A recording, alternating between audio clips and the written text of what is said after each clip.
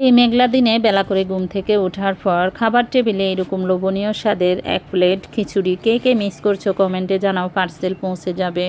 আমার কিন্তু বৃষ্টির মধ্যে খিচুড়ি খেতে মন চেয়েছে, আর তাই ফাইনালি আমি খিচুড়ি তৈরি করতে কিচেনে চলে এসেছি। আজকে তৈরি করব আমি সবজি খিচুড়ি, কারণ সবজি খিচুড়িটা আমার অনেক বেশি ভালো লাগে। আর এই সবজি খিচুড়ির মধ্যে আমি তেমন কোনো মশলা ব্যবহার করি না। আমার কাছে মনে হচ্ছে সবজি খিচুড়িতে এই একটা উপকরণ দিলেই খিচুড়িটা অনেক বেশি লোভনীয় হয় এবং মজাদার হয়। অলরেডি এই উপকরণটা দেওয়ার সাথে সাথেই কিন্তু খিচুড়িটা দেখেই জিভে জল চলে এসেছে কিনা কমেন্টে জানাবে অবশ্যই। এই একটা উপকরণেই সম্পূর্ণ খিচুড়িটাকে অনেক বেশি মজাদার করে তুলে, তাই আর কোনো মশলাপাতির প্রয়োজন নেই গাইস। তো খিচুড়ির সাথে খাওয়ার জন্য অন্য কিছু তো লাগবে, তাই বাচ্চাদের জন্য একটা ডিম ভেজে নিয়েছি।